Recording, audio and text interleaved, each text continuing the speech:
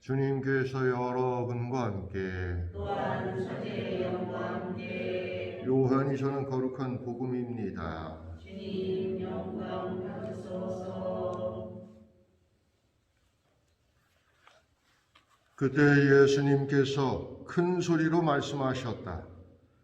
나를 믿는 사람은 나를 믿는 것이 아니라 나를 보내신 분을 믿는 것이다. 그리고 나를 보는 사람은 나를 보내신 분을 보는 것이다.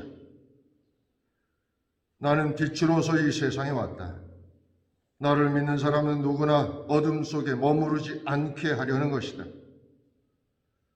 누가 내 말을 듣고 그것을 지키지 않는다 하여도 나는 그를 심판하지 않는다. 나는 세상을 심판하러 온 것이 아니라 세상을 구원하러 왔기 때문이다. 나를 물리치고 내 말을 받아들이지 않는 자를 심판하는 것이 따로 있다. 내가 한 바로 그 말이 마지막 날에 그를 심판할 것이다. 내가 스스로 말하지 않고 나를 보내신 아버지께서 무엇을 말하고 무엇을 이야기할지 친히 나에게 명령하셨기 때문이다. 나는 그분의 명령이 영원한 생명임을 안다. 그래서 내가 하는 말은 아버지께서 나에게 말씀하신 그대로 하는 말이다. 주님의 말씀입니다. 그리스도님 찬미합니다. 찬미의 주님. 찬미 예수님.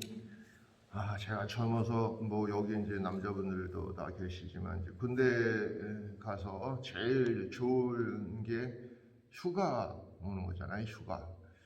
제가 이제 처음 휴가를 와서 문과에서 이제 어머니 이렇게 불렀더니 저희 어머니가 문을 열고 그냥 맨발로 그냥 막 이렇게 나와서 얼마나 고생이 많냐고 막 그러면서 아이고 왜 맨발로 그러시냐고 빨리 들어가라고 이렇게 이제 했는데 그 다음에 나올 때는 문만 열고 왔니? 그랬더니 그 다음엔 그리고 저희 방에서 대답만 하고 그리고 몇 번 나왔더니 그 다음에는 무슨 놈의 군대가 이렇게 휴가가 자주냐 그렇게 이제 얘기를 하시고 그랬던 기억이 납니다.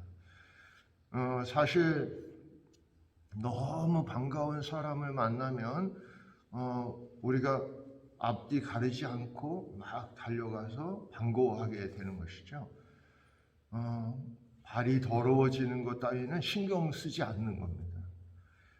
사실 예수님을 우리는 자꾸 구세주이기보다는 심판자로서 이렇게 생각하는 게 아닌가. 그래서 예수님은 어떻게 보면 우리를 심판하시는 분, 우리를 천국으로 또 지옥으로 이렇게 가게 하는 그런 분으로 여기니까 어떻게 보면 좀 더 어렵고 힘들고 그래서 죄 짓지 않고 사는 것을 중요하게 여기는 게 아닌가.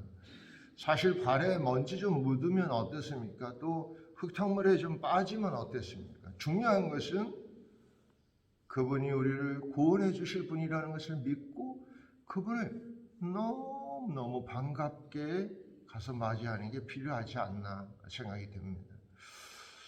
제가 아주 예전부터 알고 있던 한 자매가 있는데 그 친구는 사실 주일학교 교감까지도 하고 그랬는데 중간에 좀 쉬기도 하고 이제 그러더라고요. 그래서 이렇게 좀 예수님을 좀 더 이렇게 친밀한 관계로 이렇게 받아들여 줬으면 하는 그런 마음을 갖고 있는데 사실 쉽지는 않았습니다. 그런데 이제 나이도 먹고 이제 계기도 되고 그래서 또 이제 요즘은 이제 열심히 이제 성경도 이렇게 읽고 또 좋은 구절들은 쓰기도 하고 이러면서 저한테 그러는 겁니다.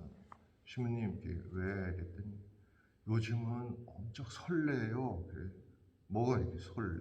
그랬더니 성경을 읽을 때마다 하느님이 자기를 너무 설레게 한다는 거예요.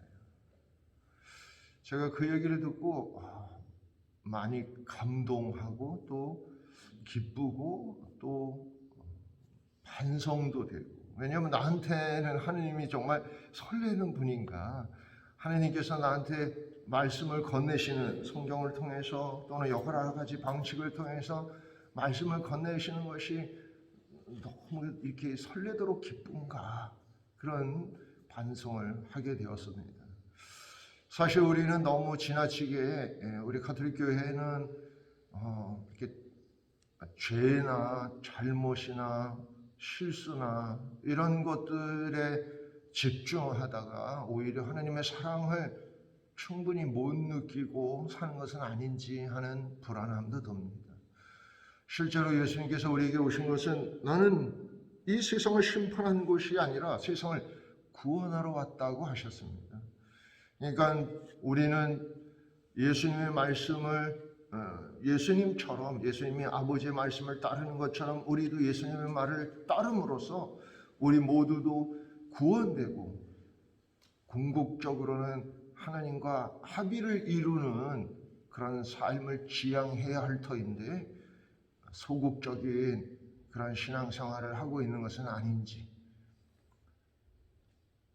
주님을 기쁘게 하기 위해서 필요한 것을 용기 있게 담대하게 실행할 수 있는 신앙인이 되기를 청해 봅니다. 아멘.